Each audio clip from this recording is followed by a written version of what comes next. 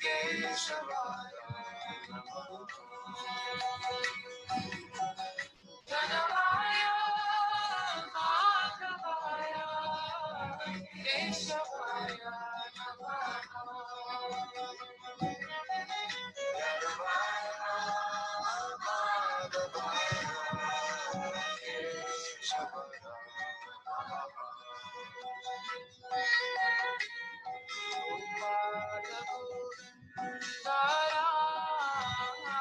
Shimatu Sudha Gopala Govindara Shimatu Sudha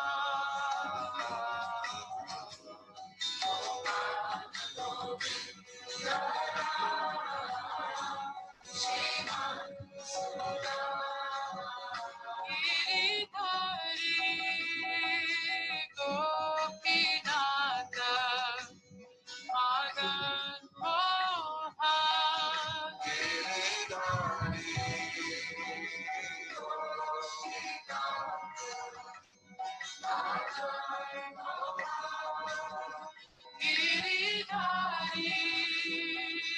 Gopinatha Madan Mohan Giridhari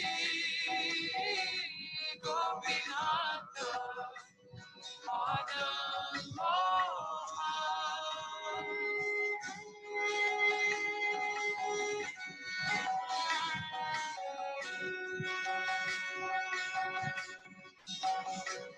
Hare Krishna, Hare Krishna, Krishna, Hare Hare, Hare Rama, Hare Rama, Rama Rama, Hare Hare, Hare Krishna, Hare Krishna, Krishna,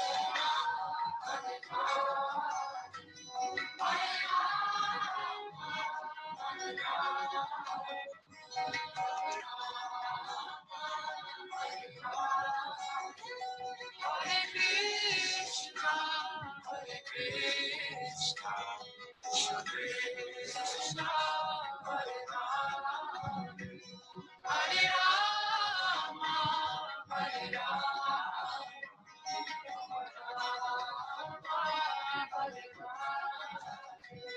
Hare Krishna, Hare Krishna, Krishna Krishna, Hare Rama, Hare Rama,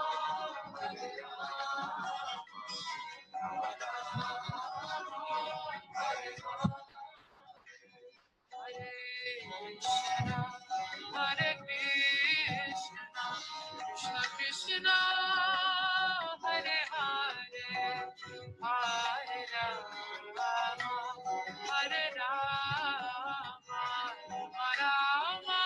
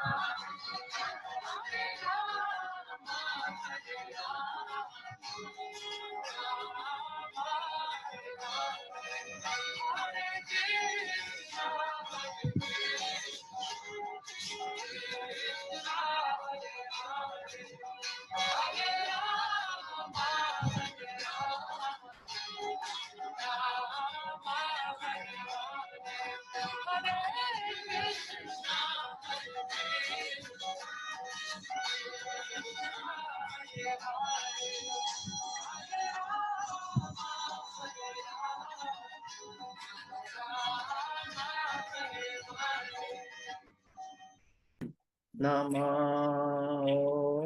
विष्णुपदाय कृष्णपृष्ठाय भूतले श्रीमते भक्ति वेदांत स्वामिन् इति नामिने नमस्ते सरस्वती देवे गौरवाणी प्रचारिणे निर्विशेष शून्यवादी पाश्चात्य दिशतारिणे जय श्री कृष्ण चैतन्य प्रभु नित्यानंदा श्री अद्वैत गदाधर शिवासादि गौर भक्त वृंदा जय श्री कृष्ण चैतन्य प्रभु नित्यानंदा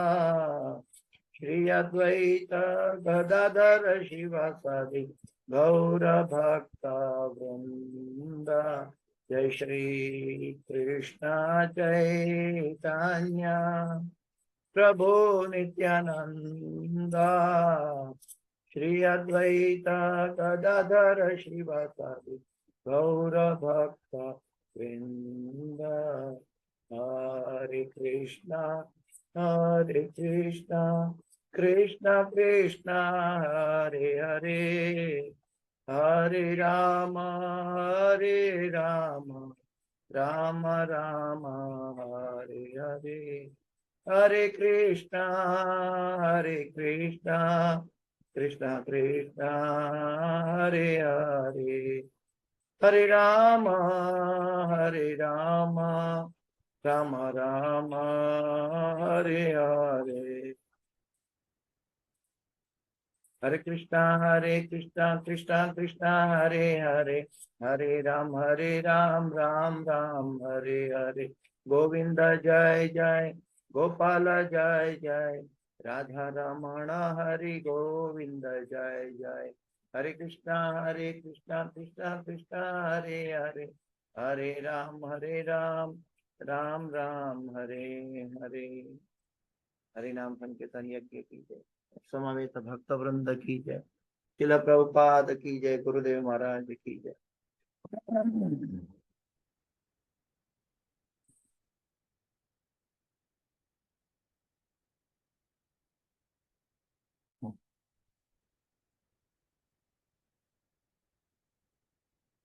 तो आज हम दूसरा स्कंद पूरा करके तीसरा स्कंद में पदार्पण करेंगे।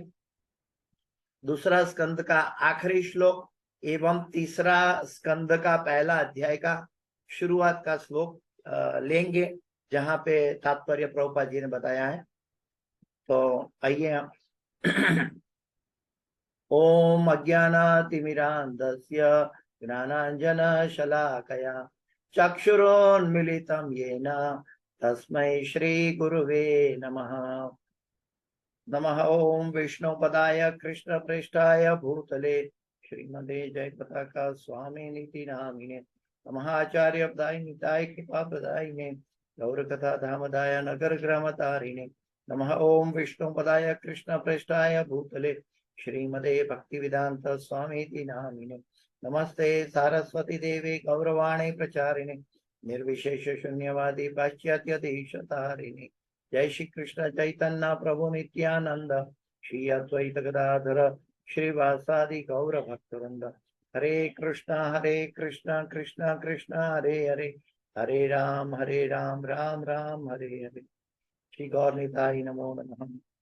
ओम नमो भगवते वासुदेवाय ओम नमो भगवते वासुदेवाय ओम नमो भगवते वासुदेवाय नारायणं नमस्कृत्यं नरं चैव नरोत्तमं देवीं सरस्वतीं व्यासं ततो जयं मुदीरयेत् नष्टप्रायेषु अभद्रेषु नित्यं भागवत सेवया भगवते उत्तम श्लोके भक्तिर्भवति नैष्ठकी।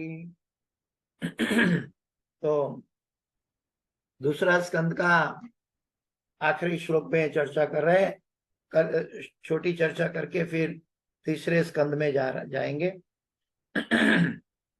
सूत उवाच राज्ञा परीक्षिता पृष्टो यदवोचन् महामुनि तद्वोभिधास्यते शृणुत राज्ञा प्रश्नानुसारतः। सूत उवाच राज्ञा परीक्षिता पृष्टो यदवोचन् महामुनि तद्वोभिधास्यते शृणुत राज्ञा प्रश्नानुसारतः।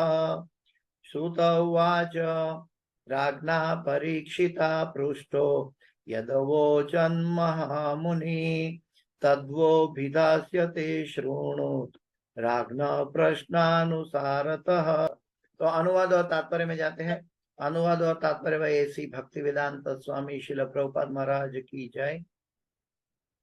श्री सूत गोस्वामी ने बताया, अब मैं तुम्हें वे सारे विषय बताऊंगा जिन्हें राजा परीक्षित के द्वारा पूछे जाने पर महामुनि ने उनसे कहा था, कृपया उन्हें ध्यान पूर्वक सुनो। फिर से अनुवाद दोहराता हूं। श्री सूत गोस्वामी ने बताया, अब मैं तुम्हें वे सारे विषय बताऊंगा जिन्हें राजा परीक्षित के द्वारा पूछे जाने पर महामुनि यानी सुखदेव गोस्वामी ने उनसे कहा था। यानी सुखदेव गोस्वामी ने जो प्रश्न किया, परीक्षित महाराज ने जो प्रश्न किया था उनका उत्तर सुखदेव गोस्वामी ने जो किया था वो अभी सूत गोस्वामी शौनक ऋषि गण को बताएंगे। कृपया उन्हें ध्यान पूर्वक सुनो। तात्पर्य भाई श्री भक्ति वेदांत स्वामी श्रील प्रभुपाद महाराज की जय। प्रत्येक पूछे गए प्रश्न का उत्तर यदि किसी अधिकारी विद्वान का उद्धरण देकर दिया जाता है तो उससे बुद्धिमानों की तुष्टि होती है। यहाँ तक कि न्यायालयों में भी यही विधि अपनाई जाती है। सर्वश्रेष्ठ वकील अपने मुकदमे की स्थापना के लिए बिना कोई कष्ट उठाए पूर्ववर्ती फैसले से साक्ष्य प्रस्तुत करता है। यह परंपरा विधि कहलाती है और विद्वान अधिकारी इधर उधर के व्यर्थ तर्क न देकर इसका पालन करते हैं। ईश्वरः परमः कृष्णः सच्चिदानंद विग्रह अनादिरादिर गोविंदः सर्व कारण कारणम। ब्रह्म संहिता 5:1। हमें चाहिए कि हम परमेश्वर की आज्ञा माने क्योंकि प्रत्येक वस्तु में उनका हाथ है। इस प्रकार श्रीमद् भागवत के द्वितीय स्कंद के अंतर्गत भागवत सभी प्रश्नों का उत्तर है नाम के 10वें अध्याय के भक्ति वेदांत तात्पर्य पूर्ण हुए हैं। हरि ओम तत्सत्। ओम अज्ञानतिमिरान्धस्य ज्ञानांजन शलाकया चक्षुरुन्मीलितं येन तस्मै श्री गुरुवे नमः।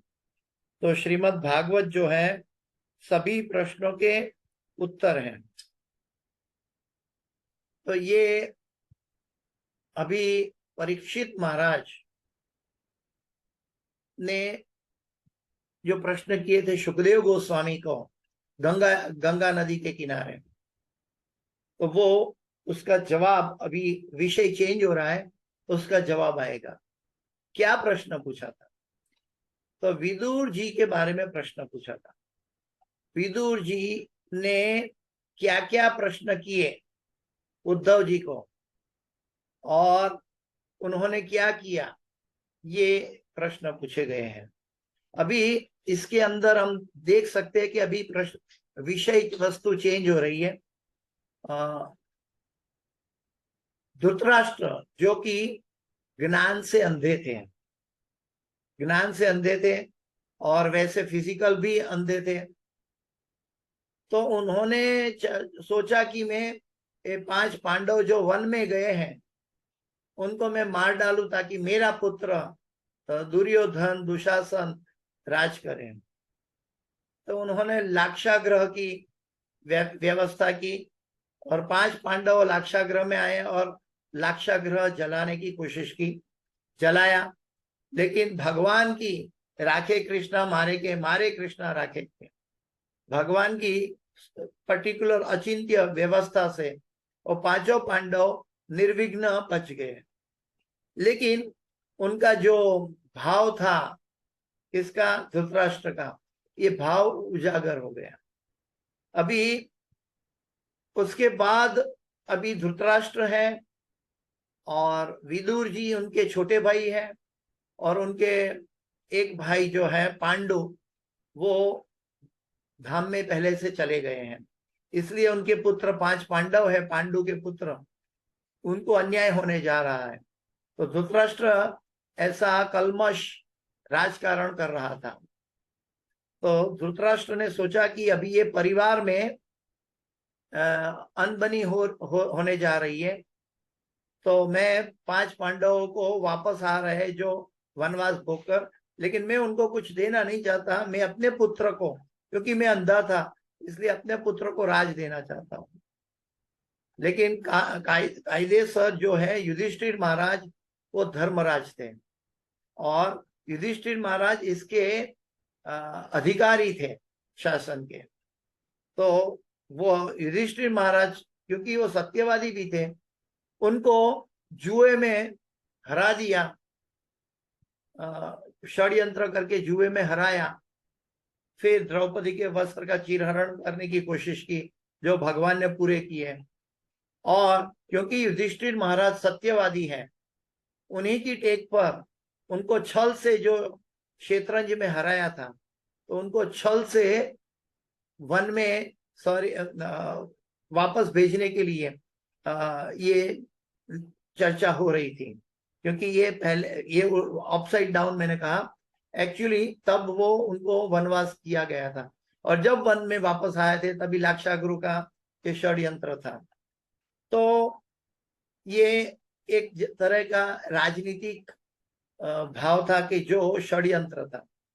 अभी जब ये सुझाव ठीक नहीं था, तो पांडव ने भगवान कृष्ण को दूत बनकर भेजे कि आप शांति प्रस्तावना लेकर जाइए और उनको बोलिए कि अगर उनको कुछ नहीं देना है, वो तो क्षत्रिय है, क्षत्रिय का धर्म है शासन करना, इसलिए आप और कोई नहीं दे तो कम से कम 5 गांव अगर 5 पांडव को दे दे तो भी सुझाव हो सकता है। तो भगवान कृष्ण ये सुझाव लेकर धृतराष्ट्र के पास आए और वहां भीष्म पितामह भी बैठे थे। अभी यहाँ पे एक अच्छा पॉइंट समझना है कि भीष्म पितामह की सुकृति पहले से पॉजिटिव थी, क्योंकि वो भक्त थे, उनके पास पुण्य की सुकृति थी। तो जो भगवान कृष्ण का जो सुझाव था उनको पॉजिटिव लगा। लेकिन जिसकी पायटी, जिसकी पुण्य क्षय हो चुका था, ऐसा दुर्योधन, दुशासन और धृतराष्ट्र, ये तीनों इनको अनादर किया, भगवान कृष्ण को अनादर किया। क्योंकि जब भी हमारे जीवन में पुण्य की सुकृति नहीं होती है, हम अच्छी बातें पकड़ नहीं पाते हैं। अच्छी बात, अच्छा सुझाव जो भगवान द्वारा भेजा जाता है, हम पकड़ नहीं पाते हैं। और अगर कोई अच्छी पायटी, पुण्य हमारे अकाउंट में है, तो भगवान की और गुरु की कृपा से हम ये पकड़ सकते हैं। तो विदुर जी को बुलाया धृतराष्ट्र ने कि भाई तुम कुछ सुझाव दो। अभी विदुर जी के लिए तो ये क्षुरस्य धारा था, क्योंकि एक तरफ उनके एक भाई के पुत्र पांडव थे, पांडु के पुत्र पांडव थे, दूसरी ओर धृतराष्ट्र के पुत्र कौरव थे। तो विदुर जी को न्यूट्रल रहना चाहा कि भाई ये दोनों भाई के पुत्र हैं, मैं किसका पक्षपात करूं। फिर भी क्योंकि धर्म के लिए जो योग्य था, तो विदुर जी ने समझाया धृतराष्ट्र को कि तुम्हें 5 पांडवों को उनका अधिकार देना चाहिए, और उनका अधिकार नहीं दे पा रहे हो तो कम से कम 5 गांव जो प्रस्ताव लेके आए हैं वो दे देना चाहिए। राजनीतिज्ञ में विदुर नीति बहुत प्रचलित थी उस समय, और विदुर जी बहुत ज्ञानी थे और अपना सुझाव दे रहे थे। क्योंकि धृतराष्ट्र के मन में षड्यंत्र था, इसलिए धृतराष्ट्र को ये कुछ समझ में नहीं आ रहा था। तो दुर्योधन कहता है विदुर जी को कि तुम जिसका नमक खा रहे हो उसका ही नमक हराम कर रहे हो। हाँ, तुमने यहाँ राज्य में जिसका नमक खाया है और उसी की विरुद्ध जा रहे हो तुम। ऐसा कई अपशब्द विदुर जी को कहे भतीजे दुर्योधन ने और दुशासन ने। तब विदुर जी ने सोचा कि वैसे भी ये भौतिक अण बनाव था, ये भौतिक चीजों में जो ज्ञानी पुरुष है ये विषयों में नहीं जाते। इसलिए विदुर जी जो है वो वहां से तीर्थ यात्रा में निकल पड़े। वो चाहते थे कि मैं तीर्थ यात्रा करूं और भारत के कई स्थानों में, पूरे भारतवर्ष के कई स्थानों में तीर्थ यात्रा की उन्होंने। और फिर वहां के वापस वो मथुरा आए तो मथुरा में उद्धव जी से मिले और उद्धव और विदुर जी की वार्ता प्रचलित है जो हम आगे देखेंगे। वो जब बात कर रहे थे उद्धव जी और विदुर जी, तब ज्येष्ठ ऋषि मुनि जो है मैत्रेय ऋषि का आगमन हुआ। और तब उद्धव जी ने कहा कि ज्येष्ठ यहाँ मौजूद है, इसलिए अभी आगे आप मैत्रेय मुनि से पूछो और मैत्रेय मुनि आपको बताएंगे। और विदुर जी तीर्थ यात्रा की भ्रमण में पूरे भारत की परिक्रमा करके वो वापस प्रभास क्षेत्र गुजरात से लेकर वो वापस मथुरा पहुंचे हैं और वहां उद्धव जी से मिले। तो ये एक बैकग्राउंड नटशेल एपिसोड है जो कि अभी आने वाले श्लोकों में हम सुनेंगे। अभी पिछले श्लोक जो अभी हमने पढ़ा उसमें एक इम्पोर्टेंट पॉइंट था कि जब भी हम अपना सुझाव देने की बात आती है तो हमें साधु गुरु और शास्त्र को कोट करके हमें सुझाव देना चाहिए। ये धर्म की या न्याय की प्रणालिका है और प्रमाणित परिभाषा है, यही वैदिक परंपरा है। क्योंकि जब हम उसको प्रमाण करते हैं तो ज्ञानी लोग उसको स्वीकारते हैं। तो ज्ञानी लोग का जो स्वीकारने की बात है वो कहाँ पे आधारित होती है, जहां प्रमाणभूत स्रोत होता है। जीवन का लक्ष्य में भी हमें शास्त्रों का आदेशों का, गुरु के आदेशों का पालन करना चाहिए, क्योंकि वो प्रमाणभूत विधि है, प्रमाणभूत दिशा है। अगर अनेक जन्मों से के बाद मिला हुआ ये मनुष्य शरीर, उसका लक्ष्य अगर हमें स्थापित करना है तो हमें भगवान की कृपा से जब गुरु मिले और शास्त्र की बातें बताई जा रही है तो हमें क्या करना चाहिए कि वो गुरु और शास्त्र के प्रति हमें आकर्षित होना चाहिए। कैसे कि जैसे भगवान के संदेश शांति दूत बनकर लेके जाने वाले हैं, उसमें भीष्म पितामह विदुर जैसे जो जिसकी पायटी पॉजिटिव थी, पुण्य उनकी बैलेंस में बोल रहा था, उन्होंने तुरंत सही सुझाव कैप्चर करने की कोशिश की। अगर हम शास्त्रों का निचोड़ पाना चाहते हैं, हमारे जीवन में विज्ञान बनाना चाहते हैं, यानी कि अप्लाई करना चाहते हैं, तो हमारे अंदर पुण्य की पायटी यानी कि बैंक बैलेंस होना चाहिए। और वो हमारे पास क्योंकि नहीं है, इसलिए गुरुजन हमें साइंटिफिक फॉर्मूला देते हैं जिससे वो पायटी हमसे हमारे लिए बनने की शुरुआत बहुत तीव्र गति से हो जाए। और वो क्या है? हरे कृष्णा कृष्णा कृष्णा हरे हरे, हरे राम राम राम हरे हरे।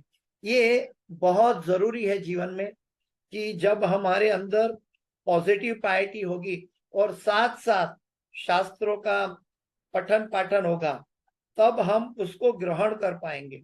एक साइंटिफिक और आध्यात्मिक साइंस है ये कि भगवान का जो उपदेश है उसको कैप्चर करने की हमारे अंदर ताकत तब आएगी जब हमारे अंदर कुछ भगवान की आध्यात्मिक शक्ति जमा होगी।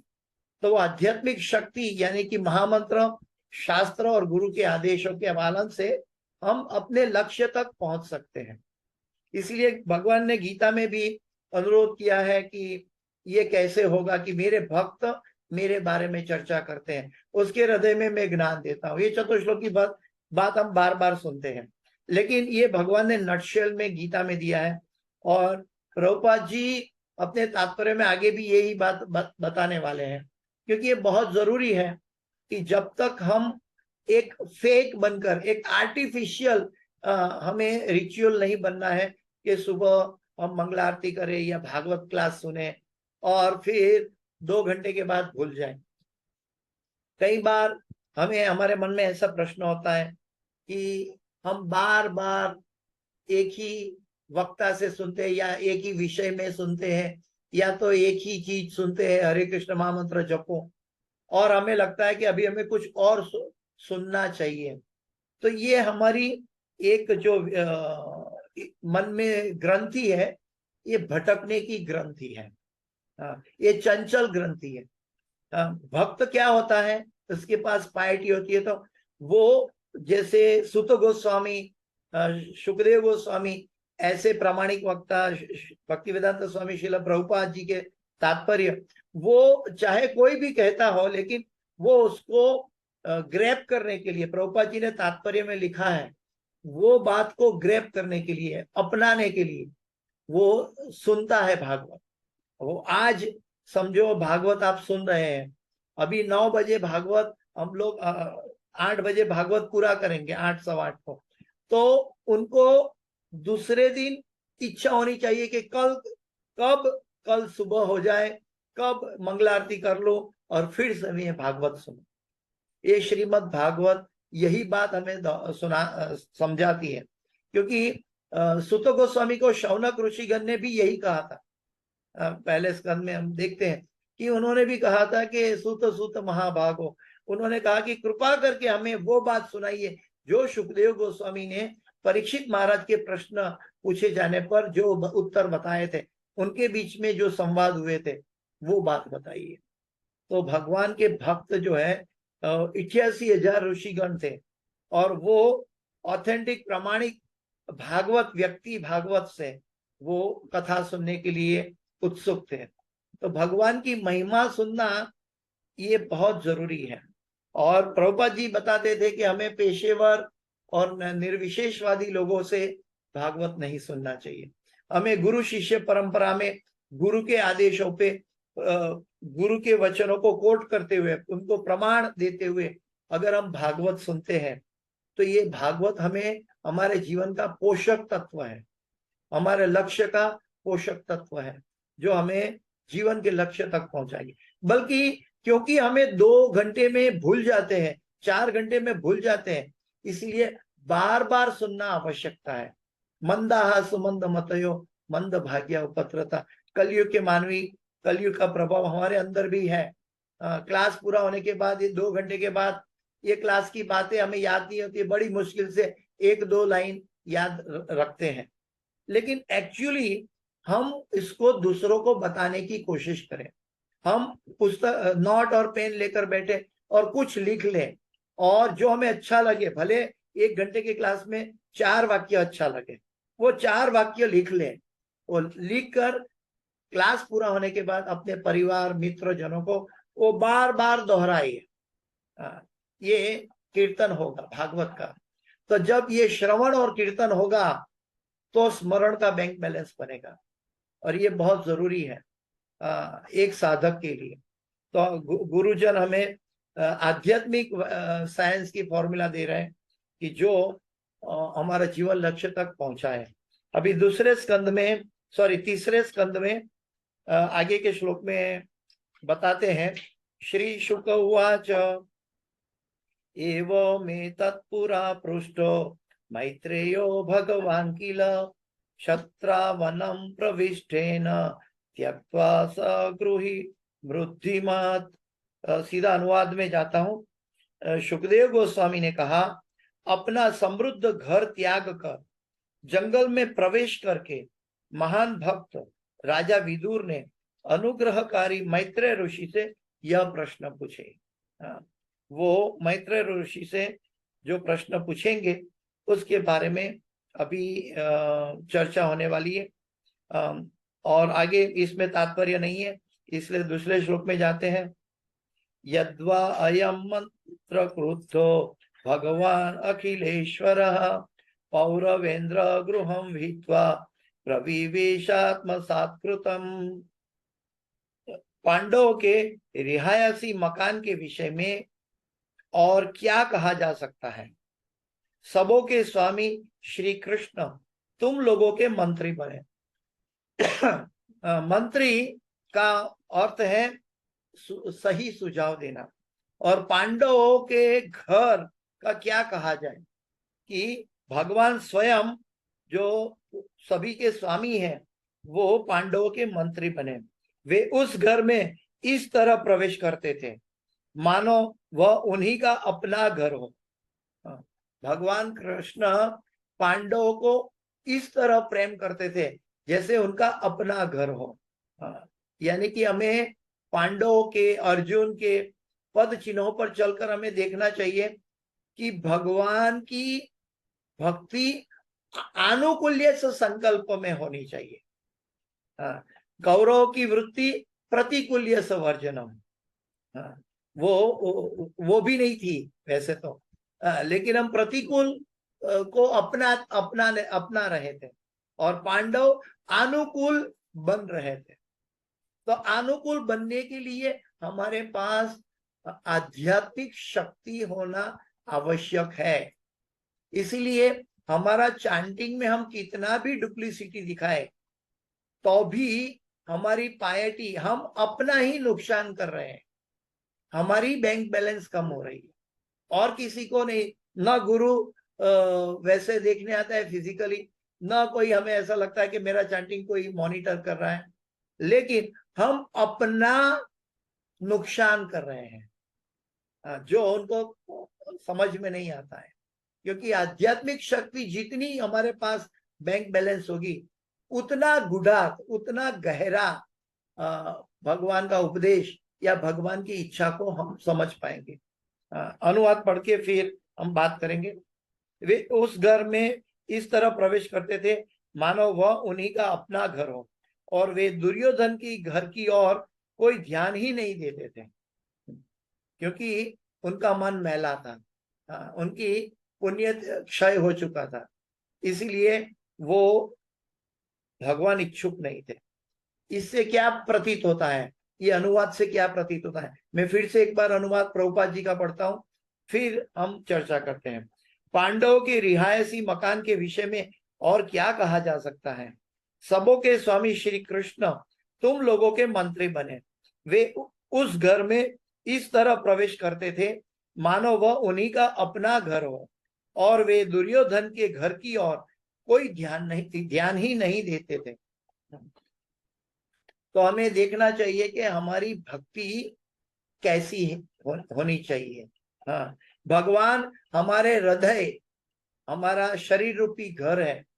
ये शरीर रूपी घर के मंदिर के हमारा हृदय है। ये हृदय को साफ करके हम भगवान को कैसे शाश्वत विराजे रखें। परमात्मा के रूप में सभी आत्माओं के हृदय में भगवान परमात्मा के रूप में उपद्रष्टा अनुमंता है, लेकिन वहां भगवान अपना उपदेश देते हैं या अनुमति देते हैं या साक्षी बनते हैं, लेकिन वो चुप रहते हैं।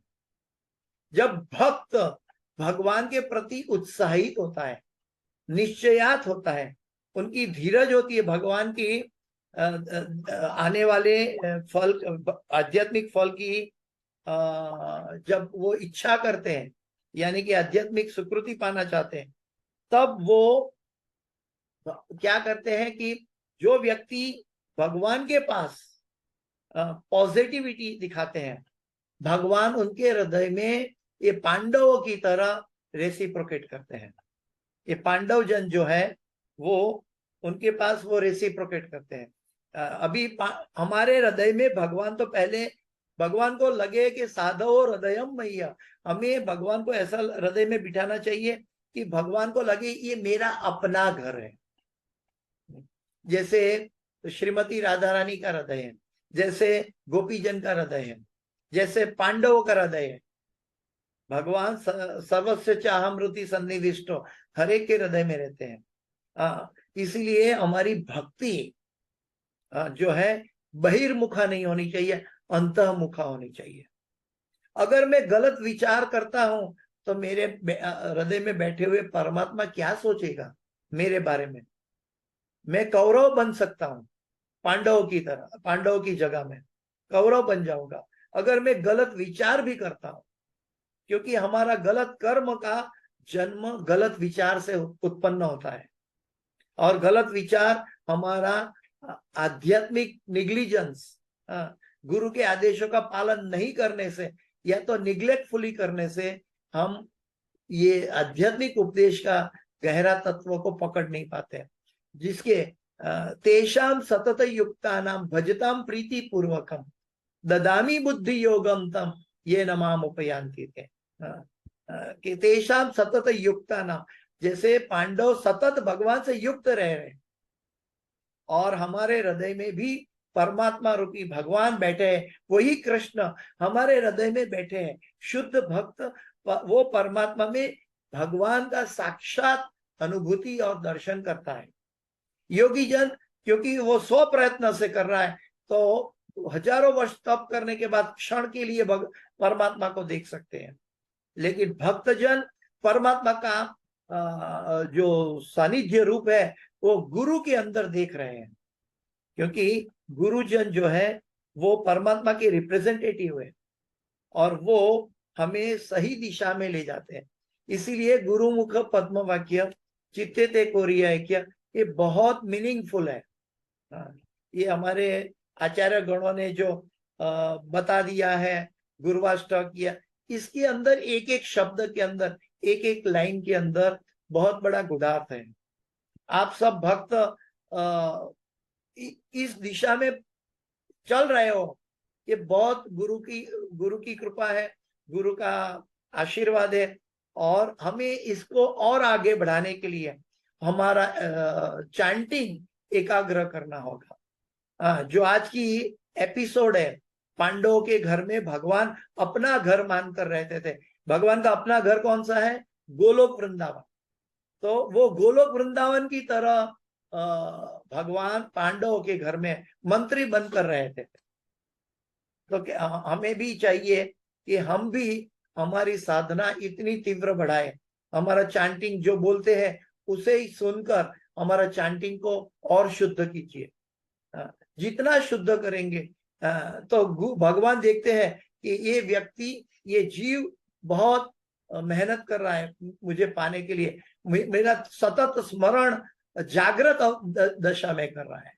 ऐसा नहीं कि हम चैंटिंग करते हैं और मन कहीं और भटकता है, तो वो जागृत दशा नहीं है। परमात्मा को हमारे हृदय में बैठकर आनंद तब प्राप्त होगा कि जब हम चैंटिंग करते हैं जागृत अवस्था में, कि ये भगवान सुन रहे हैं, ये भगवान की शक्ति मुझे बुला रही है और भगवान सुन रहे हैं। ये अवस्था में चैंटिंग करें। प्रभुपाद जी कहते हैं कि अगर ऐसा नहीं होता है तो एक निसहाय बच्चा रोता है, पिता को देखने के लिए पिता को बुलाता है, पिता की सेवा इच्छता है, तब रोते हुए करता है। तो जब हम भगवान के प्रति ऐसे सहिष्णु बनेंगे, ऐसे विनम्र बनेंगे, तब हमारे हृदय में भी भगवान गोलोक की तरह रहेंगे। तो ये पांडवों का जो एपिसोड है, ये उपदेश है। तात्पर्य देखते हैं। तात्पर्य में इसी भक्ति वेदांत स्वामी श्रील प्रभुपाद महाराज की जय। तात्पर्य छोटा है लेकिन बहुत जरूरी है। गौड़ीय अचिंत्य भेद भेद तत्व दर्शन के अनुसार जो भी वस्तु भगवान श्री कृष्ण की इंद्रियों को तुष्टि करती हो वह भी श्री कृष्ण है। आत्मेंद्रिय तृप्ति वांछा तारे नाम का, कृष्णेन्द्रिय तृप्ति वांछा धरे प्रेम। जो कृष्ण की इंद्रियों को तृप्त देती है। कृष्ण की इंद्रियों को तृप्त का मतलब क्या है? जो भक्तगण भागवत में हरि चर्चा हो रही है, वो भगवान के बारे में हरि चर्चा कर रहे हैं। चाहे विदुर जी ज्ञानी थे लेकिन वो नरोवा कुंजरा बनकर तीर्थ स्थानों में चले गए, और जो वो अपने दोनों भाई थे, दोनों के बीच में अणबनाव था, झगड़ा था, लेकिन वो किसी के बीच में नहीं गए। विदुर जी, विदुर नीति ये सिखाती है, जब दो भक्त के बीच में अणबनाव हो, हमें उसमें प्रवेश नहीं करना चाहिए। हमारे लिए दोनों भक्त गुरु भाई है, या इसीलिए दोनों आत्माएं हैं भगवान की, और दोनों गुरु भाई है। भगवान उनको जब समय आएगा मैच्योरिटी के ऊपर उनको समझा देंगे। हमें वो बात सुनने के लिए भी वहां रुकना नहीं चाहिए, क्योंकि हमारा उद्देश्य साधु गुरु शास्त्र है। दो भक्त के मन की दशा के ऊपर चर्चा करना, सुझाव देना, हम मंत्री नहीं है। तो ये हमें ध्यान रखना चाहिए। गौड़ी अचिंत्य भेद अभेद तत्व दर्शन के अनुसार जो भी वस्तु भगवान श्री कृष्ण की इंद्रियों को तुष्टि करती हो, वह भी श्री कृष्ण है। उदाहरणार्थ, श्री वृंदावन धाम श्री कृष्ण से अभिन्न है। तद्धाम वृंदावनम रम्या काचित उपासना व्रजवधु वर्गेण कल्पिता। ये जो आराध्यो भगवान ब्रजेश तनया तद्धाम वृंदावनम, ये जो चैतन्य महाप्रभु ने बताया जीवन का लक्ष्य के बारे में। क्योंकि भगवान वृंदावन में अपनी अंतरंगा शक्ति का दिव्य आनंद भोगते हैं। भगवान को अपनी अंतरंगा शक्ति का दिव्य आनंद भोगना है। वो अंतरंगा शक्ति हम सब प्रकृति है, हम सब प्रकृति है, हम सब स्त्रियां हैं, और भगवान एकमात्र पुरुष है। जब हमारे हृदय में भगवान प्रकट होते हैं तो हमें एक भौतिक जगत की स्त्री की बात नहीं कह रहा हूं, लेकिन एक प्रकृति यानी कि एक भगवान की सेविका की बात है। भगवान के लिए अपना सब कुछ छोड़कर हमें भगवान की सेवा में लगना चाहिए। तब भगवान को क्या लगेगा कि वो भगवान की अंतरंगा शक्ति दिव्य आनंद भोग सकती है। भगवान को आनंद देने की वृत्ति होनी चाहिए। हम स्व आनंद लेना चाहेंगे तो हम कर्म बंधन में फंस जाएंगे, जन्म मृत्यु जरा व्याधि में चले जाएंगे। तो हमें अपनी इंद्रियों से भगवान की इंद्रियों को संतुष्ट करना है। क्या ऋषिकेन ऋषिकेश सेवनम भक्ति रुच्यते।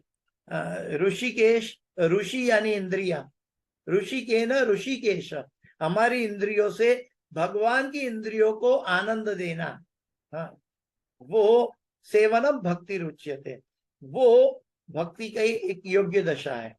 तो हमें अपनी इंद्रियों से स्व आनंद लेने की कोशिश नहीं करनी चाहिए। इसी तरह पांडवों का घर भी भगवान के लिए दिव्य आनंद का स्रोत था। भगवान के लिए दिव्य भोक्तारम यज्ञ तपसा। तो भगवान कहीं भी रहे, लेकिन भगवान को ऐसा होना चाहिए कि उनका अपना निजी आनंद में हमें कभी भी विक्षेप, हमारा कार्य, हमारा कर्म ऐसा होना चाहिए, हमारी मनोदशा ऐसी होनी चाहिए कि भगवान को कभी भी ऐसा ना हो कि मैं कोई अनजान जगह में, या तो कोई जंगल में जाके खड़ा हूं, या तो कूड़े कचरे में जाके खड़ा हूं। हमारे हृदय में मैल ना भरे ताकि कूड़ा कचरा जमा हो और भगवान को वहां आना पड़े। तो हमें ये ध्यान रखना चाहिए। इसी तरह पांडवों का घर भी भगवान के लिए दिव्य आनंद का स्रोत था। यहाँ इसका उल्लेख हुआ है कि भगवान ने इस घर को अपने ही घर की तरह समझा। भगवान ने इस घर को अपने ही घर की तरह समझा। ये बहुत जरूरी है। एक साधक को, एक भक्त को, अगर वो भगवान को प्रेम करना चाहता है, तो जैसे एक पति काम पे जाता है और घर पे आता है, तो पति को इतना प्रेम करती है और उनको इतनी शांति प्रदान करती है, और फिर उनका सेवा में लग जाती है, उनको खाना परोसती है, और उनकी जो पति की आवश्यकता है, जो इच्छा है, जो आदेश है, वो पूरा करती है। तो पति को घर में आके पूरा दिन का जो थकान है वो उतर जाता है। ये भौतिक एग्जाम्पल मैंने दिया। ठीक वैसे ही हमारी भक्ति में, हम भक्ति करने के एक साधक यात्रा में, जैसे नौकरी करने गए, ऐसे भक्ति की साधक की यात्रा में है। और हमारे अंदर जो रियलाइजेशन है वो जो मुकाम है भक्ति के, उसके अंदर हमें भगवान को पूर्णतया हर एक पहलू में, हर एक क्षण में, हर एक समय में भगवान हमारे हृदय में आनंद ले सके, ऐसा प्रतीत होना चाहिए। सबसे बड़ी बात यह है कि जब भगवान हमारे हृदय में आनंद करेंगे तब हमें दिव्य आनंद का अनुभव होगा। हम सब जन्म से लेकर मृत्यु तक दिव्य आनंद की खोज में हैं, दिव्य आनंद की भूख लगी है, लेकिन हम गलत जगह इसको ढूंढ रहे हैं, पदार्थों में ढूंढ रहे हैं, इच्छाओं में ढूंढ रहे हैं, परिवारजनों, शारीरिक रिश्तों में ढूंढ रहे हैं। लेकिन जो हमारा दिव्य आनंद जो है वो हमारे हृदय में बैठे परमात्मा को आनंद देंगे, तब दिव्य आनंद की अनुभूति हमें अपने आप, एक जीव तुरंत एक आईना है और तुरंत उसको आनंद मिलेगा। चेतो दर्पण मार्जनम भव महा दावाग्निर्वापनम श्रेय कैरव चंद्रिका वितरणम विद्यावधू जीवनम आनंदाम्बुधिवर्धनम प्रतिपदम पूर्णामृता स्वादनम सर्वात्मा स्नपनम परम विजयते श्री कृष्ण संकीर्तनम। श्री कृष्ण संकीर्तन से, भगवान के नाम जप से हम भगवान को प्रसन्न कर सकते हैं। और जैसे हमारे हृदय रूपी दर्पण को हम जब स्वच्छ करेंगे और परमात्मा के उपदेश को, परमात्मा की अनुकूलता को, परमात्मा की इच्छा को जब हम समझ पाएंगे, जो श्रेष्ठ भक्त क्या है, परमात्मा की, भगवान की इच्छा को भगवान बताने से पहले समझ जाता है। क्योंकि हमारे अंदर आत्मा है, भगवान ने इतनी तो हमें हर एक आत्मा में ये अनुभूति दी है कि क्या सही है क्या भेद है। लेकिन क्योंकि हम धृतराष्ट्र की तरह अंधे होकर षड्यंत्र करते हैं, स्वार्थ करते हैं, जैसे धृतराष्ट्र स्वार्थ कर रहा है, वैसे लोभ कर रहा है, वैसे हम जब स्वार्थ और लोभ करते हैं तब हम कलमश हो जाते हैं, षड्यंत्र होता है। भगवान वहां नहीं रुकते, भगवान वहां कुछ नहीं बोलते। लेकिन भगवान को अपना घर वहां लगता है कि जहां भगवान के उपदेश कहाँ छुपे हैं? शास्त्रों में। अगर समझ में नहीं आता है तो कौन समझाता है? गुरु और साधु। तो साधु, गुरु और शास्त्र के प्रति अगर हम जागृत हैं और उनके आदेशों के पालन से हम महामंत्र का जाप करते हैं तो भगवान हमारे हृदय में आनंद लेने के लिए निश्चिंत बैठ जाते हैं। साधु हृदय मैया, भगवान कहते हैं कि मैं साधुओं के हृदय में हूं। हम सब अपने गुरु को क्यों प्रसन्न करना चाहते हैं? क्योंकि गुरु को प्रसन्न करने से भगवान प्रसन्न हो जाता है। क्यों? क्योंकि गुरु के हृदय में तो भगवान बैठे हैं। तो गुरु का हृदय जब प्रसन्न हो जाएगा तो अंदर बैठे भगवान प्रसन्न हो रहा है। इसीलिए गुरु का हृदय की प्रसन्नता, गुरु की प्रसन्नता हमें प्रसन्नता प्रदान कर देगी और यही जीवन का लक्ष्य है। अतः क्या, वृंदावन के समान था, और भगवान ने इस घर को अपने ही घर की तरह समझा। अतएव पांडवों का घर वृंदावन के समान था और विदुर को उस दिव्य आनंद वाले स्थान का परित्याग नहीं करना चाहिए था। अतः उनके द्वारा घर छोड़ने का कारण वास्तव में पारिवारिक अनबन नहीं थी। प्रत्युत विदुर ने इस अवसर का लाभ लिया कि ऋषि मैत्रेय से मिलने और दिव्य ज्ञान की चर्चा करने के लिए उठाया। उन्होंने कहा कि मुझे ये दोनों पारिवारिक अनबन में नहीं जाना है, मैंने अपना उपदेश दे दिया। हम क्या करना चाहिए? कर्मण्येवाधिकारस्ते मा फलेषु कदाचन। विदुर ने, जब धृतराष्ट्र ने पूछा तो विदुर ने सही सही बता दिया। दुर्योधन, दुशासन ने कहा कि ये नमक हराम है क्योंकि हमारा नमक खा के हमारी विरुद्ध बोल रहा है। ये सब उन्होंने जो सही था वो उन्होंने कुछ अपने भतीजे से गलत चीज सुनने के बाद भी वो विचलित नहीं हुए, वो अनबनाव के परिणाम रूप में नहीं गए। उन्होंने अपना सुझाव शास्त्र के अनुसार, न्यायी प्रणाली का अनुसार उन्होंने अपना सुझाव दिया। जब धृतराष्ट्र ने पूछा विदुर जी को, तो विदुर जी जो है वो कर्मण्यवाधिकारस्ते मां फलेषु कदाचन, वो इसीलिए नहीं रुके कि मैंने जो सुझाव दिया उसका पालन हो, ये करते हैं कि नहीं। या तो मेरे भतीजे ने मुझे भला बुरा कहा तो उससे विचलित होकर नहीं, बल्कि उन्होंने चाहा कि मेरा श्रेय तो ऋषि मुनियों की और भगवान की हरि चर्चा में, इसीलिए उन्होंने गृह त्याग किया। माँ फलेश, हम सब क्या करते हैं, हम सुझाव देते हैं और हम चाहते हैं कि इसका पालन हो। भगवान, ये गलत है।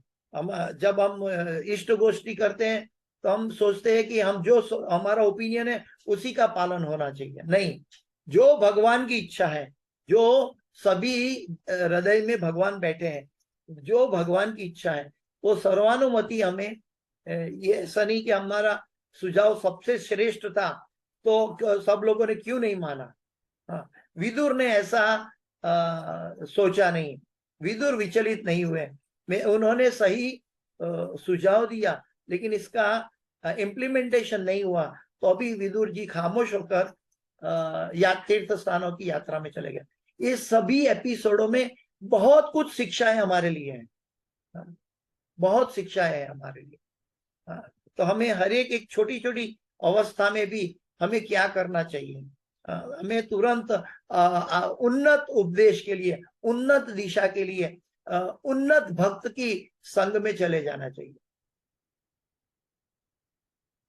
अतः उनके द्वारा घर छोड़ने का कारण वास्तव में पारिवारिक अनबन नहीं थी, प्रत्युत विदुर ने इस अवसर का लाभ ऋषि मैत्रेय से मिलने और दिव्य ज्ञान की चर्चा करने के लिए उठाया। जो भगवान के भक्त हैं सब में अनुकूल्य से संकल्प, भगवान को जो अनुकूल है उसका संकल्प करके चलते हैं, वो अहम ममेति का सुझाव का विचार करके नहीं चलते। विदुर जैसे साधु पुरुष के लिए सांसारिक मामलों को लेकर उठने वाला कोई विघ्न महत्वहीन था। उनको सांसारिक दशा महत्वहीन लगती है और हमें क्या लगता है, सांसारिक दशा प्राधान्य लगती है। लेकिन विदुर जी जैसे साधु को सांसारिक दशा महत्वहीन लगती है। महत्वहीन का मतलब है वो उसके प्रति क्या बोलते हैं, देखा अनदेखा कर देता है। वो सोचता है कि मेरा जीवन लक्ष्य ये सांसारिक अवस्थाओं में नहीं है बल्कि आध्यात्मिक उन्नति में है। किंतु कभी कभी ऐसे विघ्न उच्चतर अनुभूति के लिए अनुकूल होते हैं। प्रभुपाद जी हमें ये अवसर प्रदान करते हैं, समझाते हैं कि कभी कभी सांसारिक नेगेटिविटी, हमारी आसक्ति जो मृत्यु के समय नहीं छूटने वाली है, वो पहले से छुड़ा देते हैं। कभी कभी हमें मृत्यु के समय हमारी पत्नी या पति या बच्चे याद आते हैं। जब वही बच्चे या वही पति या वही पत्नी हमसे द्वेष करते हैं तो हमें उसका द्वेष को नहीं देखना है, लेकिन हमें देखना है कि भगवान कितनी करुणा कर रहे हैं मेरे पर, ताकि मैं डिटेच हो जाऊं ऐसी अवस्था से। प्रकृते क्रियमाणानि गुणे कर्माणि सर्वश कर्मण्यवाधिकारस्ते मां फलेषु कदाचन मां कर्म फल हेतुर्भु माते संगोस्तव कर्म। अपने कर्म का, अपना सुझाव का, इवन अपने से छोटे बच्चे हैं तो भी ये हमारे लिए भगवान की द्वारा भेजी गई परिस्थिति है जो हमें डिटेच कराने के लिए भगवान बहुत मदद करते हैं। ऐसा नहीं कि मृत्यु सर्व हर्ष हम, तब तक हमें राह देखनी है। हमें जब भगवान का नाम लेंगे और जब भगवान का दिव्य सहारा हमारे हृदय में पैदा होगा साधु गुरु शास्त्र के जरिए, तो ऑटोमेटिक हम दिव्य संरक्षण में चले जाएंगे। और दिव्य संरक्षण में जाने के बाद हमें भौतिक आसक्ति, हमारी फर्ज तो पूरी करेंगे, हम विदुर नीति की तरह हम राय तो देंगे, संसार में रहेंगे, हम सुसाइड नहीं करेंगे, हम किसी का द्वेष को देखा अनदेखा कर देंगे, बल्कि हमारा डिटेचमेंट डेवलप करके, पदार्थों से, भौतिक रिश्तों से डिटेचमेंट डेवलप करके हम भगवान के साथ तीव्रता से अटैचमेंट की अनुभूति का अवसर पकड़ लेंगे। ये कौन कर पाएगा? जिसकी पायटी पॉजिटिविटी में चली गई है, वो कर पाएगा। जो नेगेटिव है उनको लगता है कि ये बार बार एक ही बात क्या सुनना है, तो उनको ये उपदेश अपने हृदय में वो ग्राह्य नहीं कर पाएगा। किंतु कभी कभी ऐसे विघ्न उच्चतर अनुभूति के लिए अनुकूल होते हैं। अतः वो विदुर ने पारिवारिक अनबन का लाभ मैत्रेय ऋषि से भेंट करने में उठाया। तो हमें विदुर जी जैसे महान भक्त की शिक्षा से, विदुर नीति जिसको कहलाती है, आजकल का राजनीति चाणक्य नीति पर चलता है, लेकिन उस जमाने में विदुर नीति पर चलता था। जो विदुर जी का सुझाव पांडव मानते थे, भगवान को अच्छा लगता था, और भगवान स्वयं मंत्री बनकर शांति दूत बनकर गए। फिर भी जो जगत के ब्रह्मांडों के स्वामी हैं, वो भगवान स्वयं हमारे जीवन में आएंगे, लेकिन हमारे अंदर पायटी नहीं होगी, पुण्य नहीं होगा, तो हम भगवान की बात कैसे सुन पाएंगे। हम मृत्यु के बाद भगवान को कंप्लेन नहीं कर सकते कि भगवान आपने हमें सुधरने का मौका नहीं दिया, आपने हमें जगाया नहीं। भगवान हमारे परमात्मा के रूप में हर समय बैठे हैं और भगवान हमें जगा रहे हैं। ये प्रतिकूल परिस्थिति हमारे डिटेचमेंट के लिए दे रहे हैं, अनुकूल परिस्थिति हमारा पोषण, हमारी कृपा, हमारी जो श्रद्धा है उसको निष्ठा में परिवर्तित करने के लिए भगवान अनुकूल परिस्थिति बनाते हैं हमारी भक्ति में, और प्रतिकूल परिस्थिति हमारे डिटेचमेंट के लिए और हमारी आध्यात्मिक उन्नति के लिए बनाते हैं। लेकिन हम उसको बॉडीली प्लेटफॉर्म पर देखकर हम सांसारिक चीजों को महत्व दे देते हैं और महत्वहीन नहीं बना सकते हैं सांसारिक चीजों को। लेकिन ये अवसर है, विदुर जी हमें सिखाते हैं, ये अवसर है कि आध्यात्मिक उन्नति कैसे प्राप्त की जाए। तो भगवान की कृपा से, श्रीमद् भागवत की कृपा से हम सबको ये भागवत के जरिए, ये सुखदेव गोस्वामी ने परीक्षित महाराज को बताया और सुत गोस्वामी ने शौनक ऋषि गण को बताया, वो श्री चैतन्य महाप्रभु ने इसको फोकस किया, आराध्यो भगवान ब्रजेश तनया तद्धाम वृंदावनम। उन्होंने भी श्रीमद् भागवत प्रमाण अमलम पुराणम प्रेम पुमार्थो महान, ये अल्टीमेट प्रमाण है, स्पॉटलेस श्रीमद् भागवत है, उनके बारे में बताया। तो चैतन्य महाप्रभु के जरिए श्रील प्रभुपाद जी ने हमें ये एज इट इज हमें हम तक पहुंचाया, और अपने पौत्र को गोद में बिठाकर कैसे समझाते हैं ऐसे उन्होंने तात्पर्य लिखे। और वो हम ये जब सुन रहे हैं, जब प्रभुपाद जी के तात्पर्य पढ़ रहे हैं, तो हमें ये अनुभव होना चाहिए कि हम एक छोटे बच्चे हैं, प्रभुपाद की गोद में बैठे हैं, प्रभुपाद जी एक हाथ हमारे सर पे घुमा रहे हैं और समझा रहे हैं कि आध्यात्मिक उन्नति बेटा हमारी कैसे हो, क्योंकि हम प्रभुपाद की डायनेस्टी में हैं। प्रभुपाद चाहते हैं कि हम प्रहलाद महाराज की तरह दिव्य भक्त बने।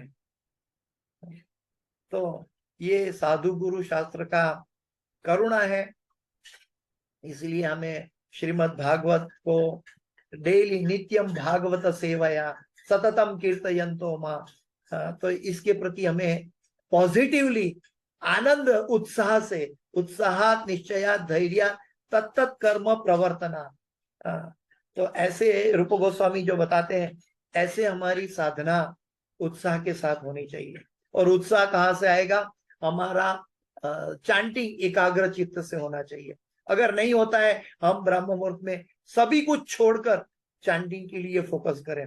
अगर नहीं कर पाते, मन भटकता है, कोई बात नहीं, हमें प्रभुपाद जी सिखाते हैं गोद में बिठाकर, बेटा तुम जो बोलते हो वही सुनो। अब हम चांटिंग को अनादर करेंगे तो आगे आने वाला भागवत भी हम ग्रहण नहीं कर पाएंगे। इसलिए हम चांटिंग को ज्यादा फोकस करने की आवश्यकता है। इस क्लास की कोई भी सुकृति है, मेरे गुरु महाराज इस होलीनेस जय पताका स्वामी आचार्यवाद गुरु महाराज की है, और इस क्लास की कोई भी त्रुटि गलती क्षति है, मेरी अपनी है, कृपया मुझे क्षमा करें। वांछा कल्पतरुभ्यश्च कृपा सिंधुभ्यैव च पतितानां पावनेभ्यो वैष्णवेभ्यो नमो नमः। अनंत कोटि वैष्णव वृंद की जय, समावेत भक्त वृंद की जय, शिल प्रभुपाद की जय, गुरुदेव महाराज की।